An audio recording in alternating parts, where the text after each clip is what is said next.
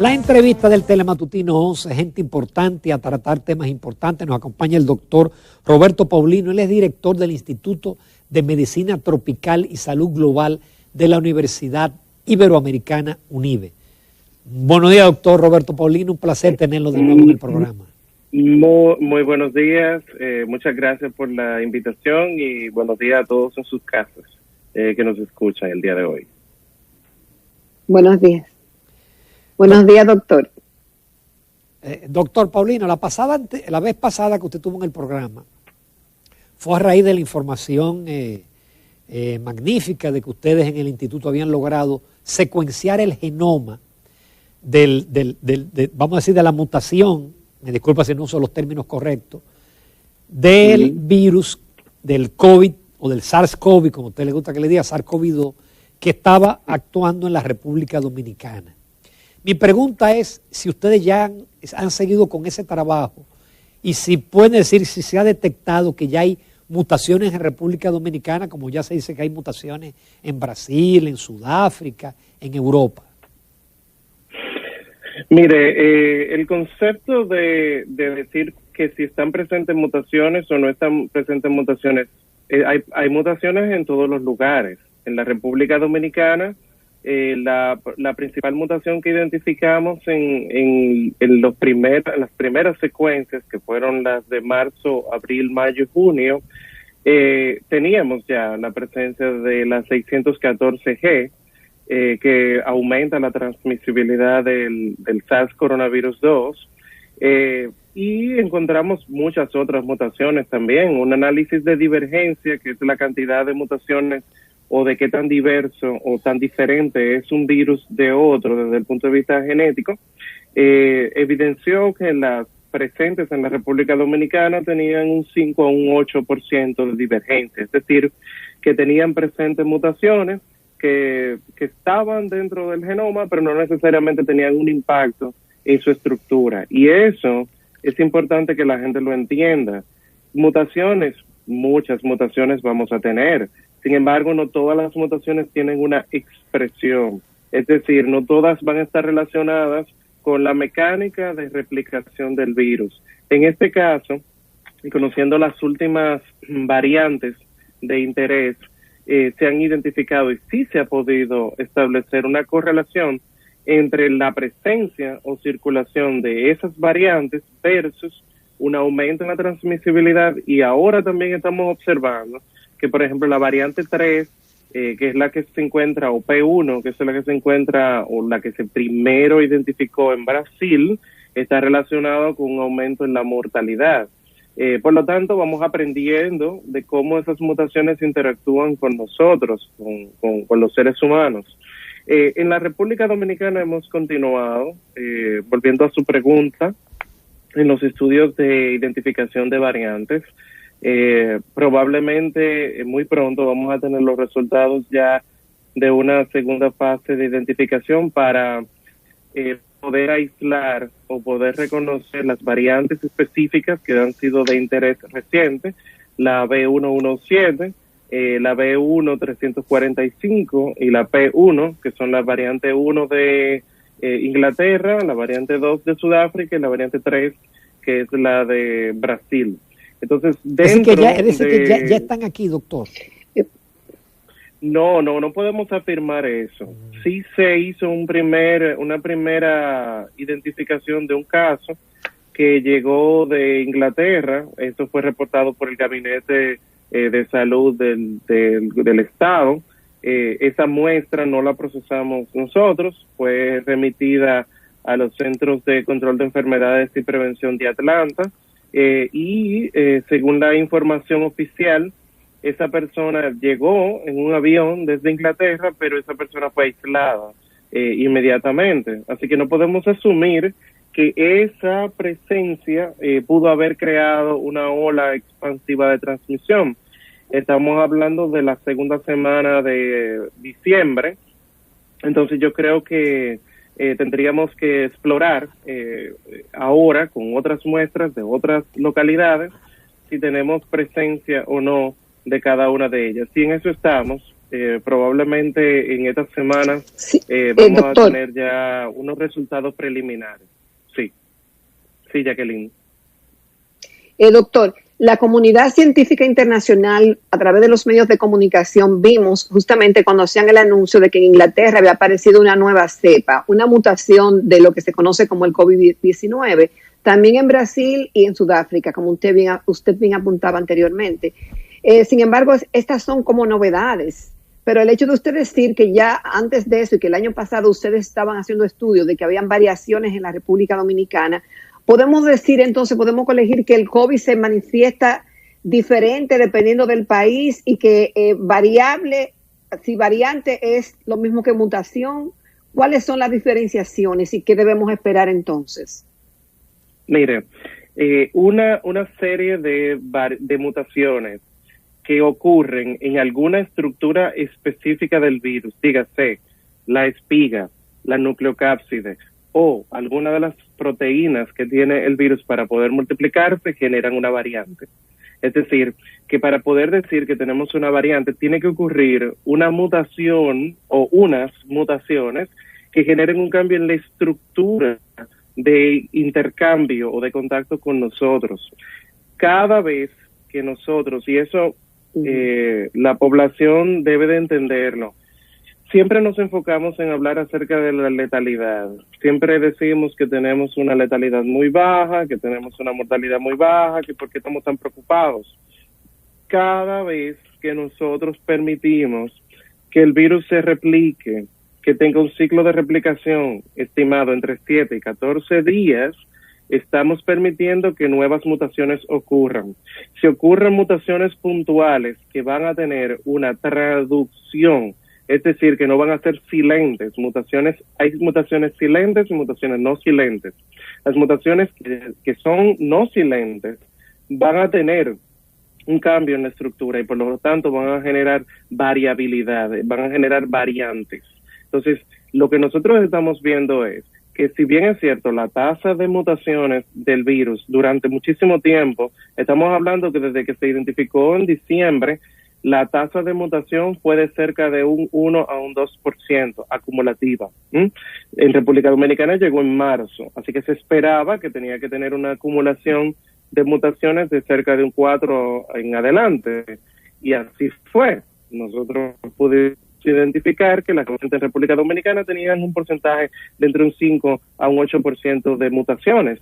Que esas mutaciones fueran nuevas, que esas mutaciones pudiesen ser identificadas solamente en la República Dominicana, no. Estas mutaciones se habían identificado en otros lugares del mundo, incluyendo la D614G, que es una mutación puntual que fue identificada en Italia y que se relacionó con los primeros brotes que ocurrieron en la comunidad de Lombardía, en la zona de Roma y otras ciudades de importancia. Entonces, en República Dominicana lo que hemos visto es lo que pudimos ver durante un periodo de tiempo es justamente la tendencia de una masificación o una ampliación de la reproducción básica del virus en una población que ha permitido que ocurra un continuo de transmisión. No hemos parado la transmisión, sino que la hemos continuado en mayor escala, dependiendo de nuestras regiones geográficas, pero hemos mantenido la transmisión. O sea que no hemos llegado a que nuestra positividad sea menor a un 5%. Nunca. Desde el inicio de la pandemia no lo hemos logrado. Entonces, eso permite que el virus siga acumulando cambios en su estructura y cambie en mutaciones. Así que no deberíamos de descartar que en el futuro no muy lejano pudiésemos encontrar variantes en el continente americano que no solamente sean la de Brasil, sino que sean específicas por regiones también. Así que sí, eso es posible, pero no se ha podido identificar todavía eso. Doctor, entonces, de acuerdo a sus palabras, como no se ha detenido y mejor tenemos en estos momentos quizás un pico, ¿usted cree que no fue correcta la flexibilización de las medidas por parte del gobierno? A ver, mire, no hay medidas malas, no hay medidas buenas. En una pandemia no hay un libro de texto para uno poder seguir. Es decir, que la verdad los gobiernos tienen que tomar decisiones y más en situaciones en las que la economía se ve comprometida. Así que bueno, el Estado tuvo que hacer algo para poder reactivar la economía. El problema es que la población entiende que es responsabilidad solamente del Estado poder frenar la transmisión del virus. Y eso no es así. O sea, es un rol de todos. La comunidad tiene que involucrarse. Las grandes pandemias de la humanidad, mientras las comunidades no se han hecho partícipes en la toma de decisión, en el frenar la transmisión, no han tenido ningún efecto. No importa que venga el mejor presidente con las mejores intenciones, si no tenemos una población que entienda que es su responsabilidad primaria, individual, cada uno, nosotros, uno por uno, bueno, pues definitivamente le estamos permitiendo al virus que se siga multiplicando y que con las multiplicaciones puedan producir variabilidades que no sabemos el impacto que van a tener. Por eso yo decía al inicio de mi intervención que no hemos enfocado mucho en hablar acerca de que, bueno, solamente el 1% de la población está falleciendo. ¿Por qué nos preocupa tanto? Nos preocupa tanto porque cada vez que nosotros permitimos que el virus se multiplique, estamos permitiendo que aumente su diversidad. Si aumentamos su diversidad, aumentamos la probabilidad de que aparezcan variantes. Si aparecen variantes, es más difícil para las estrategias de prevención poder funcionar. Y si las estrategias de prevención existentes ahora mismo se ven comprometidas por esas mutaciones, entonces no vamos a acabar nunca esta pandemia. Y eso hay que explorarlo. Ahora ya hay datos preliminares que han surgido de Israel, que es uno de los países que más población, por su población local, ha vacunado, y se ha visto ya una disminución en la transmisión. De hecho, en el ajuste, para las personas que han recibido la vacuna de Pfizer, solamente el 0.4% se ha reinfectado. Es decir, que la vacuna y las vacunas van a funcionar siempre y cuando nosotros ahora apretemos las medidas de prevención y reduzcamos las posibilidades de tener nuevas infecciones. Doctor, y antes de la pausa, usted comenzó a hablar de un tema justamente que yo tenía pensado abordarle, que es el tema de las vacunas y lo que podemos esperar de ellas. Algunos tienen todavía muchas dudas, incluyendo algunos miembros de la comunidad científica internacional. Obviamente el tiempo no se puede sustituir y será quien nos dé la mejor respuesta. Pero en estos momentos usted hablaba de la experiencia de Israel, que es el país donde mayor porcentaje de la población hasta el momento ha recibido la vacuna, pareciera que con resultados positivos hasta este momento. ¿Es realmente la vacuna la solución, la panacea, la respuesta para realmente quizás no erradicar, pero sí convivir con el COVID-19? Las vacunas han representado en la historia de la humanidad el tipping point, como nosotros le decimos, el punto cumbre de las estrategias de prevención. Por lo general empezamos con estrategias de prevención personal, a nivel comunitario, a nivel estatal, a nivel regional, y luego entonces, cuando tenemos disponibles las vacunas, entonces volvemos a todos los niveles para entonces proteger a toda la población. Y sí, las vacunas siempre son la estrategia a la que todos quisiéramos tener cuando estamos luchando contra una pandemia. El VIH tiene 40 años con nosotros, hemos hecho muchísimos avances, hemos logrado suprimir al virus, hemos logrado prolongar la vida de las personas, hemos reducido la probabilidad de que las personas se infecten, sin embargo no la hemos podido eliminar ni erradicar. ¿Qué nos hace falta para poder lograr eso? Una vacuna. No la hemos podido conseguir. Bueno, pues para la COVID-19 es lo mismo. Hemos podido implementar el uso de la mascarilla, hemos concientizado la higiene comunitaria en la población, hemos educado, hemos tratado de hacer que las personas se involucren en las estrategias de prevención, pero todavía no teníamos una vacuna disponible. Ahora tenemos muchas. Y eso es un gran logro. Eso habla de que años y años de investigación han tenido sus frutos. Las vacunas contra la COVID-19 no aparecieron ayer, no aparecieron en 10 meses, como queremos decir muchas veces. No, son muchos años que tenemos trabajando con vacunas y estudiando a los coronavirus. Y ahora lo que hemos redireccionado ese conocimiento hacia una sola línea, que es la generación de vacunas que puedan tener una eficacia aceptable para poder evaluarla en fases 4, en fases grandes, en fases de comunidad, para ver cómo ellas se comportan. Una cosa importante con el tema de las vacunas, siempre utilizamos como indicador principal que las vacunas son para reducir las nuevas infecciones. No necesariamente van a tener ese resultado.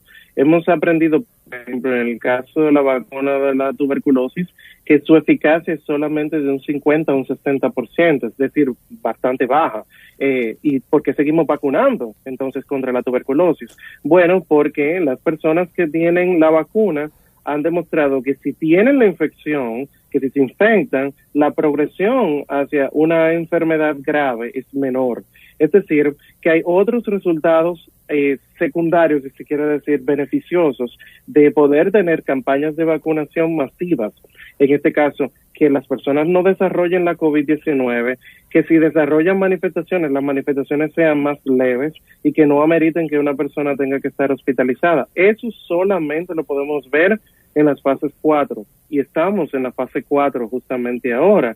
Por lo tanto, eso que tú decías, Jacqueline, de que vamos a poder ver la efectividad de la vacuna en nuestras poblaciones, pues es ahora cuando empezamos a escribir la historia de cómo eliminar y cómo por vez definitiva eliminar la transmisión o eliminar el impacto de esta pandemia a nivel global. Doctor, usted hablaba en el otro segmento de la cúspide, para los neófitos que buscamos las cosas en Google, en temas que no son de nuestra área. La cúspide es, vamos a decir, el ganchito con el cual se une el virus a la célula humana y comienza a multiplicarse. He leído también que es posible que la mutación del cúspide, si es una mutación muy importante, podría ser inefectiva a las vacunas en su actual estadio. ¿Qué usted opina? Mira, uno de los grandes logros del año pasado fue lograr tener por primera vez en la historia que vacunas hechas de ARN mensajero llegaran a una fase 3. Son vacunas bastante económicas de producir, se producen en masa, se pueden cambiar su estructura de forma rápida, es decir, no su estructura, su diseño, se puede cambiar rápido y se puede mandar a manufactura de una forma rápida también, es decir, que en poco tiempo se pueden cambiar y tener nuevas vacunas. Esa posibilidad que tenemos hoy día con las vacunas de ARN mensajero nos permite que si en la fase 4 podemos demostrar que los cambios en la espiga del virus alteran la efectividad de la vacuna, pues solamente es reestructurar la vacuna y hacer una nueva. Y tendríamos que vacunar otra vez a la población, pero tenemos la opción de que no tendríamos que durar 15 años para producir una vacuna completamente nueva. Hasta la fecha, los estudios de Johnson & Johnson, que es la última vacuna que ha sido publicado en fase 3 en sus resultados, se puso a prueba en la comunidad de Kent, en la ciudad de Londres, y se expuso la vacuna de Johnson & Johnson a la variante de interés número 1, que fue la que fue identificada como la variante inglesa. Y encontraron que la efectividad, la eficacia de esa vacuna frente a esa variante fue muy buena, fue de más de un 85%. ¿Qué quiere decir eso? Que tal vez entonces las vacunas no van a estar afectadas cuando se empiecen a implementar. Ahora hay que entender que la vacuna de Johnson & Johnson es una vacuna de vector viral, muy parecida a la de AstraZeneca, y la que hemos visto, por ejemplo, en Israel, que se está implementando, y en Estados Unidos en su mayoría, es la de Pfizer, que es una vacuna de ARN mensajero, igual que la de Moderna. Entonces hay que ver si una u otra podrían estar viéndose afectadas en su diseño para poderse administrar. La buena noticia de la vacuna de Johnson & Johnson es que es una vacuna que no necesita una rigurosidad muy amplia en cuanto a la temperatura y la cadena de frío. Es decir, que nos permite también poder masificar rápido la vacuna, además de que es solamente una dosis, no son 2 dosis. La eficacia es muy similar a la vacuna de AstraZeneca, ronda en una primera dosis a unos 66%, y en una segunda dosis se eleva hasta un 75 a un 80%. Eso ha sido más o menos el promedio de las vacunas que utilizan a un vector o que utilizan a un adenovirus para poderse, como parte de su diseño. Finalmente, doctor, tenemos entendido que vienen por ahí vacunas también que con una sola dosis van a funcionar. ¿Es cierto? Así es. Sí, como te mencionaba... Doctor, una preguntita rápida, doctor. Sí, dígame, Jacqueline. Sí, doctor. A principios del año pasado se decía que por estar la República Dominicana siendo un país tropical, siendo un país con un clima distinto en el Caribe, posiblemente el virus iba a tener un comportamiento distinto. Hasta este momento podemos decir que la incidencia, los síntomas y el comportamiento en sí del virus en la República Dominicana es similar al de otros países del mundo. Sí, es similar y no hay datos concluyentes que afirmen que la temperatura juega un rol en el comportamiento del virus. Lo que cambia es el comportamiento de nosotros. Lo que cambia es que si estamos en invierno, pues la gente en los países donde hay un frío significativo, donde la estación se puede percibir mejor, donde la gente tiene que trancarse en su casa por el frío, bueno, pues aumentan los casos de virus transmitido de forma respiratoria, pero no porque el virus cambie su dinámica de reproducción o porque se pegue más o porque se pegue menos.